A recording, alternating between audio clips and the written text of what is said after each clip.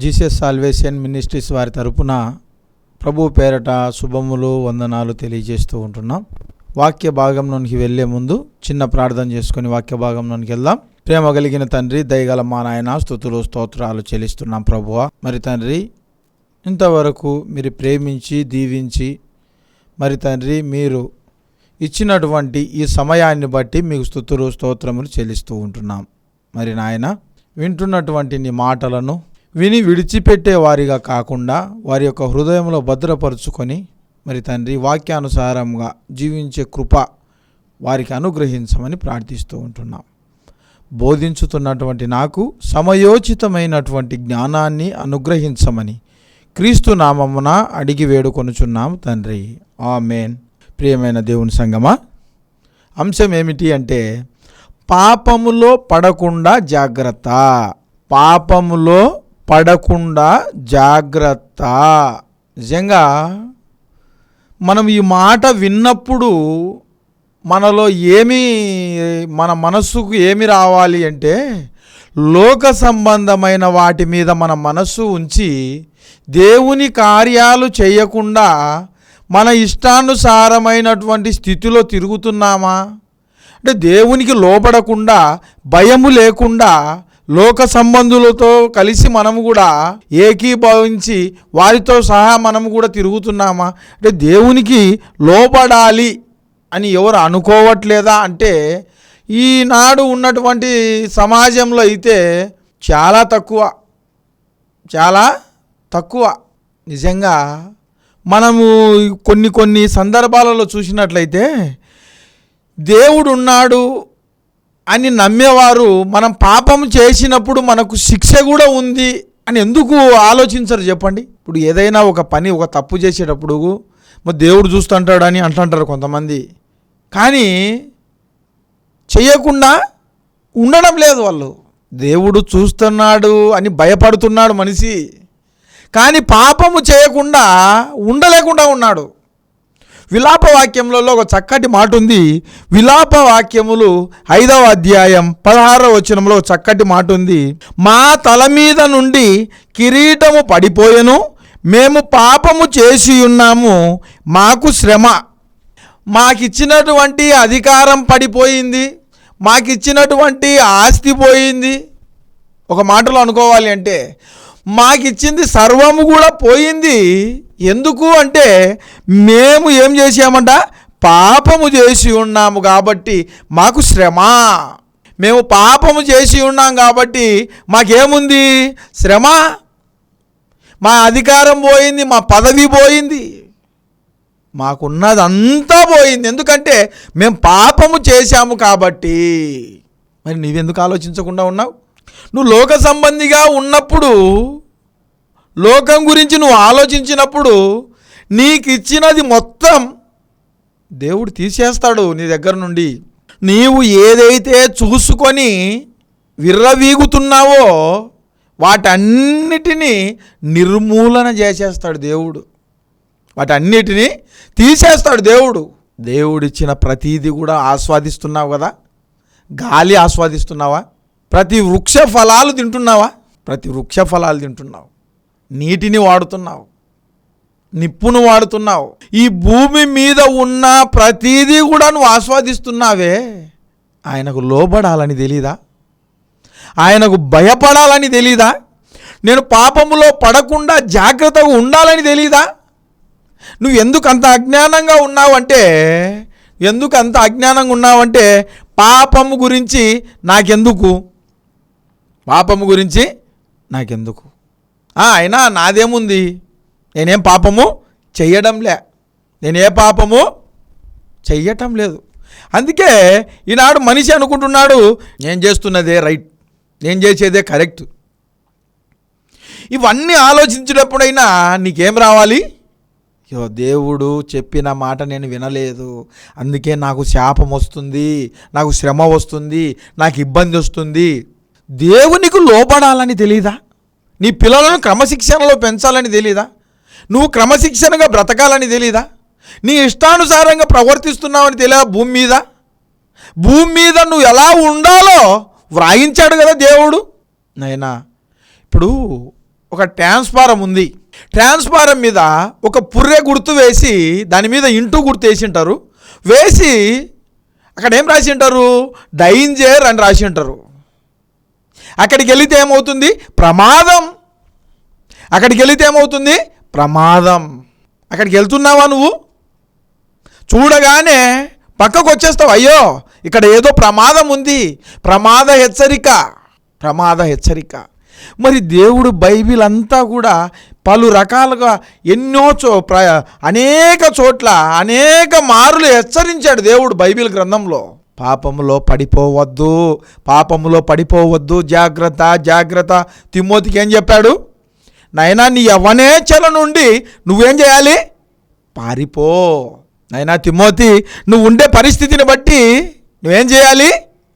నీ యవ్వన జీవితాన్ని వదిలేసి పారిపో, దేవునిలో ఉండు.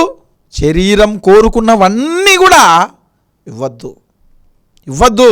ఎందుకంటే శరీరం కోరుకున్నది మనసు కోరుకోదు. అందుకే నీ మనసులో ఎవరుండాలి? ఎవరి భయం ఉండాలి? దేవుని భయం, దేవుని భయం, దేవుని భయం ఉండాలి. అదే కదా దేవుడు కోరుకునేది. దేవుడు నీ నుండి కోరుకునేది ఏదంటే ఆయనకు నువ్వు భయభక్తులుగా బ్రతకడమే కావాలి. ఆయన ఇష్టంగా బ్రతకాలను, ఆయన చిత్తం నెరవేర్చేటట్టు బ్రతకాలను. లోకముతో పోటీ పడితే నువ్వు పాపముతో పోటీ పడినట్లే. నీకు ఇంకా పాపం కావాలా? పరిశుద్ధునిగా ఉండవా? పరిశుద్ధంగా ఉండవా?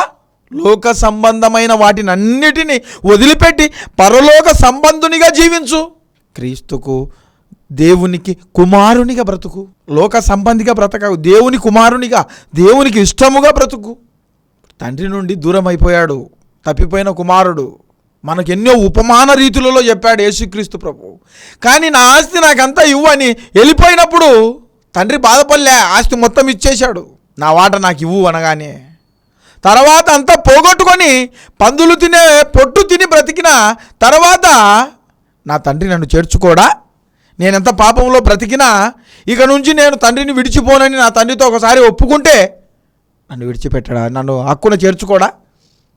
విడిచిపెడతాడా నా తండ్రి? విడిచిపెట్టాడా? కుమారుడు దూరం నుండి వచ్చేది చూసి తండ్రి ఇక్కడ నుండి ఏం చేశాడు? పరిగెత్తుకుంటూ పోయి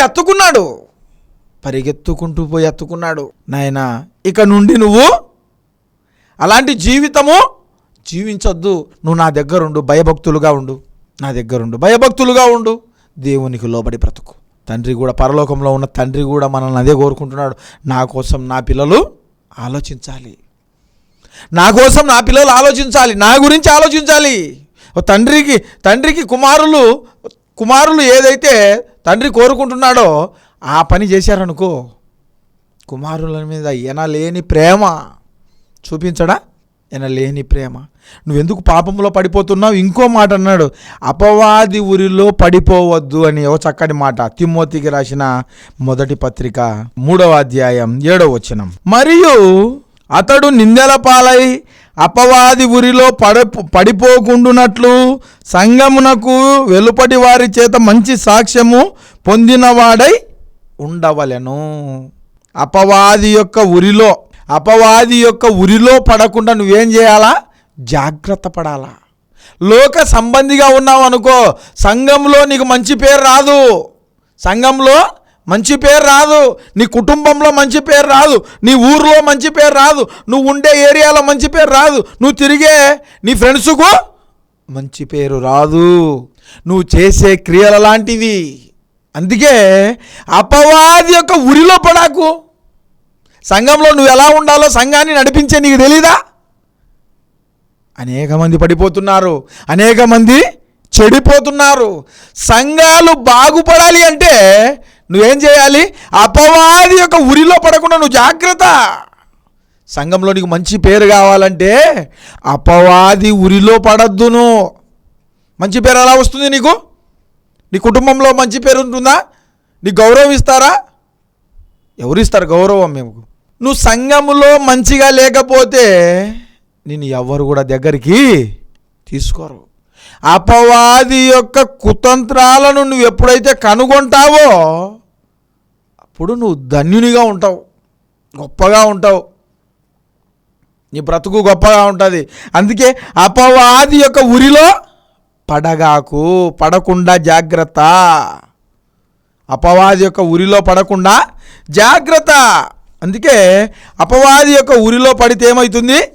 మంచి పేరు అనేది ఉండదు, మంచి పేరు అనేది రాదు, మంచిగా జీవించలేవు. లోకంలో ఇంకో మాట ఏమన్నాడంటే, భక్తిహీనత చేత పడిపోవద్దు అన్నాడు.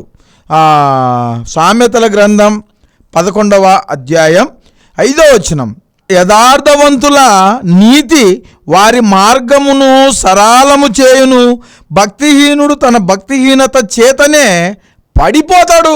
భక్తిహీనుడు తన భక్తిహీనత చేత ఏమైపోతాడు? పడిపోతాడు, చెడిపోతాడు.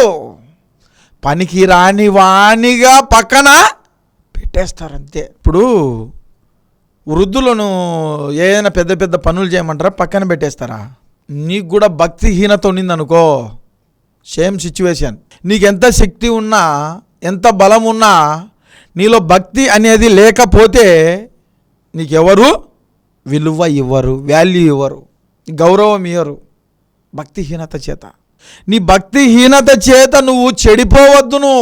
ఈనాడు ఎంతోమంది భక్తిహీనులుగా మిగిలిపోతున్నారు. అనేక సంఘాలలో, అనేక చోట్ల ఎన్నో వ్యర్థమైన పనులు చేస్తున్నారు. దేవుని సేవ చేస్తూ ఎన్నో వ్యర్థమైన పనులు, ఎన్నో లోక సంబంధమైనటువంటి క్రియలు, లోక సంబంధమైన ఆలోచనలు. చాలా సంఘాలలో మత కలహాలు. నేను చెప్పిందే వినాలి. సంఘంలో ఉన్న ప్రతి ఒక్కరూ నేను చెప్పిందే వినాలి. ఎవరు వింటారు చెప్పండి? మన కుటుంబంలో నలుగురు ఉంటే నలుగురు కూడా ఒకరి మాట ఒకరు వినరు. సంఘంలో ఒక 100 మంది 200 మంది ఉంటే నువ్వు చెప్పింది వింటారా? వాళ్ళ మనసులో ఏముంది? దేవుని వాక్యం ఉందా లేదా? వాక్యం లేకపోతే వాక్యం చేతనే నువ్వేం చేయాలి? ఖండించి, గద్దించి బుద్ధి చెప్పాలి. నువ్వు 200 మంది కాదు, 2000 మంది అయినా వింటారు. అప్పుడు వాక్యం చేత భక్తిహీనులు ఎంతమంది ఉన్నారో వారందరిని ఏం చేయాలి? నువ్వు ఖండించాలా, వాక్యము చేత గద్దించాలా. సంఘములో ఎలా ఉండాలి, సంఘము కట్టుబాట్లేంటి, బైబిల్లో ఏం రాయించాడు, ఎలా ఉండమన్నాడు, భక్తిహీనులు ఎలా ఉన్నారు, భక్తి కలిగిన వారు ఎలా ఉన్నారు లేవా? బైబిల్లో ప్రతీది కూడా ఉంది. నువ్వెందుకు ఆలోచించడం లేదు చెప్పు? భక్తిహీనత చేత చెడిపోవద్దు ఎవరు కూడా. అనేక సంఘాలలో చిన్న చిన్న కలహాలే పెద్ద పెద్దగా మారతాయి. అలాంటివి ఏవి ఉండకూడదంటే సంఘంలో ఏముండాలి? వాక్యం ఉండాలి. సంఘంలో ఏముండాలి? వాక్యం ఉండాలి. వాక్యానికి విధేయులను చేయాలి. నువ్వు వాక్యానికి విధేయులను చేయాలి.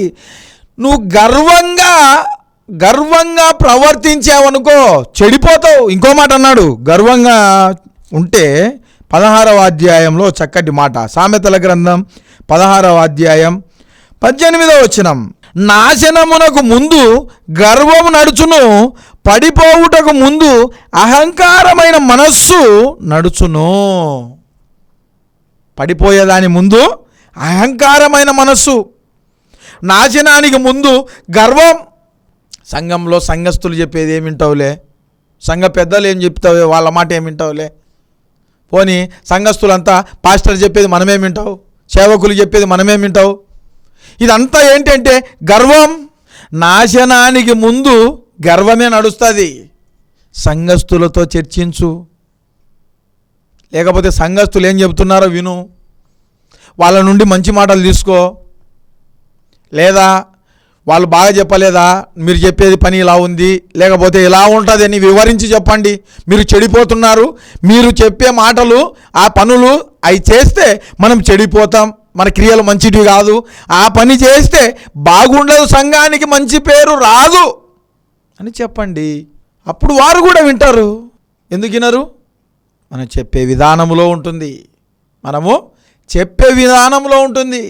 కొంతమంది 100 స్పీడ్ పోతూ ఉంటారు, 90 స్పీడ్ పోతుంటారు, 80 స్పీడ్ పోతుంటారు. కానీ కొన్ని చోట్ల ప్రమాదము జరిగే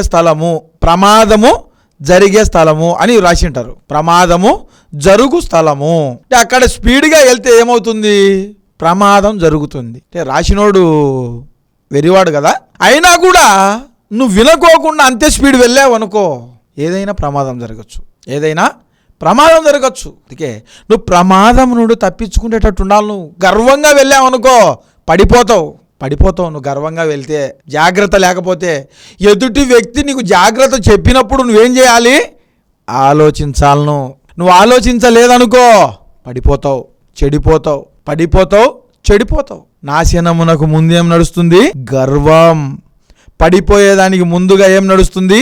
అహంకారమైన మనసు. వీడు చెబితే నేను వినాలా? వీడెంత, వీడి బ్రతుకు ఎంత, వీడు చెబితే నేను వినాలా? ఎంతోమంది ఈనాడు చెడిపోవడానికి కారణం ఏంటంటే ఎదుటి వ్యక్తి చెప్పేది వినకపోవడమే.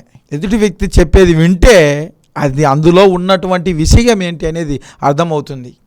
జాగ్రత్త పడతారు. నువ్వు జాగ్రత్త పడకపోతే నీ ఇష్టం, అది నీ ఇష్టం. ఇప్పుడు వెళ్ళే దారిలో అటు వెళ్తే గనక కంప ఉంటుంది అని చెప్పారనుకో, నువ్వు నాకేంది చెప్పేది అని నువ్వు వెళ్ళావనుకో కంపలో పడిపోతావు. లేకపోతే లోయ ఉంది, ఒక గుంట తీసి పెట్టారనుకో, అటు వెళ్తే అక్కడ గుంత తీశారంటే పొద్దున్న నేను వెళ్ళినప్పుడు అక్కడ ఏమీ లేదు, నువ్వు నాతో చెబుతున్నావా, నేను చూడలేదా అని నువ్వు వెళ్ళావనుకో, మొబ్బున చీకటిలో పడిపోయేది ఎవరు? నీవే.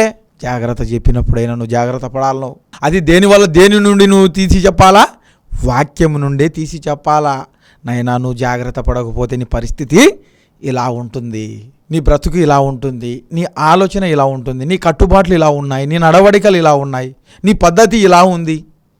చెప్పినా వినలేదనుకో, దేవుడు కూడా ఎంతో కాలం చూడడు. దేవుడు కూడా ఎన్నో సార్లు చెప్పాడు, ఒకేసారి చెబుతాడంతే, ఒకటేసారి. వినకపోతే భూమి మీద ఉంచడు. దేవునికి లోబడి బ్రతకాల, దేవుని చిత్తం ఏదో తెలుసుకొని బ్రతకాల. ఈ లోకంలో నువ్వు ఆలోచిస్తున్నావు కదా, నీ మనస్సుకు మనస్సాక్షికి ఎలా చేయాలంటే ఏది కోరుకుంటే అది ఇస్తున్నావు కదా. దేవుడు కోరుకోడా? దేవుడు ఏం కోరుకుంటాడా నీ నుంచి? ఆయనకు లోబడి బ్రతకడం. అది కూడా చేయలేవా? ఆయన ఇచ్చిన ప్రతీదీ అనుభవిస్తున్నావు కదా, ఆయన ఇచ్చిన ప్రతీదీ అనుభవిస్తున్నావే. ఎందుకంత గర్వంగా ఉన్నావు? ఎందుకంత గర్వం? అందుకే లోకంలో నువ్వు బాగుండాలి, బాగుపడాలి అంటే గర్వంలో నుండి బయటకు రావాలి. నువ్వు నాశనం కాకుండా ఉండాలి అంటే అహంకారమైనటువంటి మనస్సును నువ్వు తగ్గించుకోవాలి, అహంకారాన్ని తగ్గించుకోవాలి. ఇంకో మాట అన్నాడు సామెతల గ్రంథంలో 28వ అధ్యాయంలో చక్కటి మాట, 18వ వచనం, యథార్థముగా ప్రవర్తించువాడు రక్షించబడును, మూర్ఖపు ప్రవర్తన గలవాడు హఠాత్తుగా పడిపోవును అన్నాడు. మూర్ఖంగా ప్రవర్తించేవాడు ఏమవుతాడు? హఠాత్తుగా పడిపోతాడు. నువ్వు పడిపోకుండా జాగ్రత్త పడాలను. నువ్వు జాగ్రత్త పడాలంటే వాక్యాన్ని చదవాలను, వాక్యానుసారంగా నడుచుకోవాలి, వాక్యానికి విధేయులుగా నువ్వు బ్రతకాలను. మన వాక్యానికి లోబడకుండా బ్రతికామనుకో మన బ్రతికే వేస్ట్. గర్వంతో బ్రతికితే దేవునికి లోబడి బ్రతకండి. గర్వం ఎందుకు? బ్రతుకుతున్న కొద్ది రోజులు గర్వముతో బ్రతకడం ఎందుకు? ప్రేమ చూపించండి, దయ చూపించండి. లోక సంబంధిగా కాకుండా పరలోకంలో ఉన్న దేవుని కుమారులుగా ప్రేమ చూపించడం నేర్చుకోండి. ప్రేమ చూపించడం. యేసుక్రీస్తు ప్రభువును అంత కొడుతున్నా, పిడిగుద్దులు గుద్దుతున్నా, మరి కొరడాలతో కొడుతున్నా ప్రేమే చూపించాడు కానీ ఎక్కడ కూడా కోపాన్ని చూపించలే. ఇది ప్రేమ అంటే. గర్వం లేకుండా బ్రతకడం అంటే అది. అహంకారి మనసు లేకుండా బ్రతకడం అంటే అది. ఈ మాటలన్నీ చదివినప్పుడైనా మనిషిలో ఏమి రావాలి అంటే మార్పు రావాలి. అప్పుడు నువ్వు పాపములో పడకుండా ఎలా ఉండాలి, లోక సంబంధిగా బ్రతకకుండా ఎలా ఉండాలనేది ఆలోచన చేస్తావు నువ్వు. లేకపోతే నువ్వు వేస్టే. ఇంకో మాట అన్నాడు, ఏమన్నాడంటే 29వ అధ్యాయంలో మాట, 29వ అధ్యాయం 16వ వచనంలో చక్కటి మాట, దుష్టులు ప్రబలినప్పుడు చెడుతనము ప్రబలును, వారు పడిపోవుటను నీతిమంతులు కండ్లారా చూస్తారంట. దుష్టులు ఎక్కువైనప్పుడు ఏం జరుగుతుంది? చెడుతనము కూడా ఎక్కువే అవుతుంది. కానీ వారు పడిపోయేటప్పుడు, భక్తిహీనులంతా పడిపోయేటప్పుడు మరి నీతిమంతులు ఏం చేస్తారంట? కండ్లారా చూస్తారు. ఓసారి మనం పడిపోయామనుకో, పడిపోయాడు, ఇంత ఏం లేదు చరిత్ర అని నువ్వు అనుకుంటున్నావేమో, ఈరోజు నీ టైం నడుస్తుంది, దేవుడు చూస్తూ ఉంటాడు. ఈరోజు నీదే టైం, రేపొద్దున నాదే టైం అంటాడు వాడు. దేవుని చిత్తంలో ఎప్పుడు ఏది జరగాలో, ఎప్పుడు ఏమి చేయాలో ప్రతిదీ కూడా నీ జాతకం అంతా కూడా ఎక్కడుంది? దేవుని దగ్గర, దేవుని చేతిలో. ఈ లోకంలో నువ్వు గొప్పగా బ్రతుకుతాండా అని అనుకోవచ్చు. నీకన్నా నీ పక్కనున్న వారిని చిన్న చూపి చూడవచ్చు, కానీ ఈరోజు వారి దగ్గర ఏమి లేకపోవచ్చు. రేపన్నది ఒక రోజు ఉంది, వారికి కూడా దేవుడు టైం ఇస్తాడు. నాశనానికి ముందేం నడుస్తుంది? గర్వం. నాశనం అయిపోయేదానికి ముందుగా ఇంకా బిల్డప్ ఉంటుంది, ఓవర్ యాక్షన్ ఉంటుంది. నువ్వెంత నీ బ్రతుకెంత అనేటట్టు ఉంటుంది. నువ్వెంత నీ బ్రతుకెంత అనేటట్టు ఉంటుంది. నాశనం అయిపోయేటప్పుడు ఎవరిని లెక్క చేయరు, ఎవరిని లక్ష్యం పెట్టరు. ఎంతైనా నీకు రావాల్సిన డబ్బులు ఎంతో తీసుకో ఇసిరి పడేస్తారు. నాశనం అయ్యేటప్పుడు అంతేలేండి. అహంకారి మనస్సు, కొవ్వు పట్టినారంటారు కదా. నాశనం అయిపోయే ముందు కొంతమంది అంటారు, ఏమంటారు? వీడికి చాలా కొవ్వు పట్టిందిరా అని అంటారు. ఈయన కొవ్వే విని ఆడిస్తుంది అంటారు. దేవుడు ముందే వ్రాయించాడు. ఏం వ్రాయించాడంటే, నాయనా నీ మనస్సు జాగ్రత్త, నీ మనస్సు జాగ్రత్త. అహంకార మనస్సు ఉండద్దు, అహంకారం ఉండకూడదు. ఎవరినైనా సాత్వికంగా పిలుచుకో, ప్రేమపూర్వకంగా పిలుచుకో. నీకు ఇష్టం ఉంటేనే మాట్లాడు, ఇష్టం ఉంటేనే ప్రేమ చూపించి మాట్లాడు. అంతేగాని గర్వముతో ఉండద్దు, గర్వముతో ఉండద్దు. ఇంకో మాట అన్నాడు, ఏమన్నాడంటే, పేతురు రాసిన 2వ పత్రికలో చక్కటి మాట ఉంది. అందుకే ఈ లోకంలోనూ మనం బ్రతికేటప్పుడు పేతురు రాసిన 1వ పత్రిక 2వ పత్రిక 3వ అధ్యాయం 11వ వచనం, ఇవన్నీ ఇట్లా లయమై పోవునుగా గనుక ఆకాశములు రవులుకొని లయమైపోవునట్టి పంచభూతములు మహావేంద్రముతో కరిగిపోయినట్టు దేవుని దినం రాకూడకు కనిపెట్టుచు దానిని ఆశతో అపేక్షించుచు మీరు పరిశుద్ధమైన ప్రవర్తనతోనూ భక్తితోనూ ఎంతో జాగ్రత్త గలవారై ఉండవలెను. ఎలాంటి ప్రవర్తన? పరిశుద్ధమైన ప్రవర్తన. ఎలాంటి ప్రవర్తనతో ఉండాలి? పరిశుద్ధమైన ప్రవర్తన. స్థిర మనస్సు కడిగి, స్థిర మనస్సు లేకుండా మీరేం చేయకూడదు? పడిపోవద్దు. స్థిర మనస్సు లేకుండా మీరేం చేయాలా? ఒక మాట అన్నాడు 17వ వచనంలో, పేతురు రాసిన 2వ పత్రిక 3వ అధ్యాయం 17వ వచనం, ప్రియులారా మీరు ఈ సంగతులు ముందుగా తెలుసుకొని ఉన్నారు గనుక మీరు నీతి విరోధుల తప్పు బోధ వలన తొలగించబడి మీకు కలిగిన స్థిర మనస్సును విడిచి పోకుండా కాచుకొని ఉండుడి. స్థిరమైనటువంటి మనస్సు పక్కకు పోకుండా ఏం చేయాలి? కాచుకొని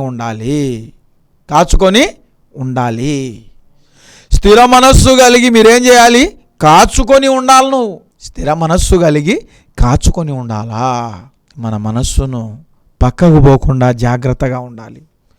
లేఖన భాగములను ప్రతిదీ కూడా నువ్వేం చేయాలి అంటే అర్థం చేసుకోవాలి. అయ్యో నేను పాపములో పడకుండా ఉండాలంటే ఏం చేయాలి? పాపానికి విరోధిగా బ్రతకాలి అంటే ఏం చేయాలి? పాపానికి దగ్గర కాకుండా ఉండాలంటే ఏం చేయాలి? పాపానికి లోపడకుండా చీకటి సంబంధమైనటువంటి విషయాలకు లోపడకుండా ఉండాలంటే అక్కడ నుంచి బయటకు వచ్చే మార్గం ఏం చేయాలి? ఎన్నుకోవాలి. ఆ మార్గం చూపించేది ఏది అంటే ఒక బైబిల్. చివరిగా ఒక మాట చూద్దాం. కీర్తనల గ్రంథంలో చక్కటి మాట ఉంది. కీర్తనల గ్రంథం 19వ కీర్తన 13వ వచనం, దురభిమాన పాపములలో పడకుండా నీ సేవకుని ఆపుము, వాటిని నన్ను ఏలనీయకుము. అప్పుడు నేను యథార్థవంతుడనై అధిక ద్రోహము చేయకుండా నిందారహితుడనగుదును. దురాభిమాన పాపములో పడకుండా ఏం చేయాలా? సేవకుని కాపాడాలా. కొంతమంది మాటలు చెప్పి ఏం చేస్తారంటే రెచ్చగొడతారు. కొంతమంది సేవకులను ఏం చేస్తారంటే రెచ్చగొడతారు. అన్నా వాళ్ళు ఇలా చేశారు, అన్నా వీళ్ళు ఇలా చేశారు, రెచ్చగొడతారు. అంటే రెచ్చగొట్టినప్పుడు ఏం చేస్తారు? ఏదైనా పొరపాటు జరగచ్చు. అందుకే దురాభిమానములో పడిపోకుండా ఏం చేయాలా? జాగ్రత్త. జాగ్రత్తగా ఉండడం. ఒక సేవకునిగా ఏం చేయాలా? జాగ్రత్తగా ఉండాలా. జాగ్రత్తగా లేకపోతే సంఘం చెడిపోతుంది, నువ్వు చెడిపోతావు. తల వంపులు ఎవరికి వస్తాయంటే దేవునికి వస్తుంది. తల వంపులు ఎవరికి వస్తుంది అంటే దేవునికి. కాబట్టి పాపంలో పడిపోకుండా జాగ్రత్తగా ఉండడం నేర్చుకోండి. ఎందుకంటే సంఘాలు బాగుండాలి అంటే పాపము ఏలకుండా చూసుకునే బాధ్యత సేవకులపైనే ఉంది. అలాంటిది సేవకులే పాపములో ఉంటే, కాబట్టి ఎలాంటి స్థితిలో ఉన్నారో, ఎలాంటి ఆలోచనలతో ఉన్నారో, ఎలాంటి స్థితిలో కలిగి ఉన్నారో ప్రతి ఒక్కరు కూడా ఆలోచించుకొని దేవునికి ఇష్టలుగా సంఘాలలో ఏముండాలి అంటే దేవుని వాక్యం ఉండాలి, దేవుని సాక్ష్యం ఉండాలి. కాబట్టి దేవుని మనసు ఎరిగి ఆయన పనులలో మనము బిజీగా ఉండడం నేర్చుకోండి, పాపములో కాదు. అందరూ తలలోంచండి, ప్రార్థన చేసుకుందాం. ప్రేమ కలిగిన తండ్రి, దయగల మా నాయన, స్తోత్రాలు చెల్లిస్తున్నాం ప్రభువా. ఉన్నటువంటి వాక్యాన్ని విని విడిచిపెట్టకుండా వారి యొక్క హృదయంలో భద్రపరుచుకొని మరి వారి మనస్సును స్థిర మనస్సుగా మరి తండ్రి కలిగజేయమని ప్రార్థిస్తున్నాం. మరి తండ్రి వాక్యం విన్నటువంటి ప్రతి ఒక్కరిని బట్టి ప్రార్థిస్తున్నాం. మరి తండ్రి నీ పరలోక సంబంధమైన దీవెనలు వారందరిపైన కుమ్మరించమని ప్రార్థిస్తున్నాం. ఆయా సంఘాలను బట్టి ప్రార్థిస్తున్నాం, సేవకులను బట్టి ప్రార్థిస్తున్నాం. మరి జీసస్ సాల్వేషన్ మినిస్ట్రీస్ వారిని బట్టి ప్రార్థిస్తున్నాం. మరి తండ్రి మరింత ముందుకు తీసుకుపోలాగున నీ కృప చూపించమని ప్రార్థిస్తున్నాం. మీ మెండైన ఆశీర్వాదాలు ప్రభువా మరి జీసస్ సాల్వేషన్ మినిస్ట్రీస్ వారి మీద ఉంచమని ప్రార్థిస్తున్నాం. మరి తండ్రి ఈ లోక సంబంధమైనటువంటి విషయాలలో కాకుండా పరలోక సంబంధమైన విషయాలలో మేము ముందుండి నీ కార్యక్రమాలు అనేకము జరిపించులాగున కృప చూపించమని క్రీస్తు నామమున అడిగి వేడుకొనుచున్నాము తండ్రి. ఆమేన్, ఆమేన్.